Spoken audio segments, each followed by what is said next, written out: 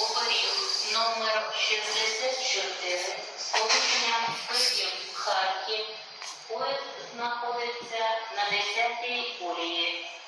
Нумерація шатка на поїзд номер. Шановні пасажири,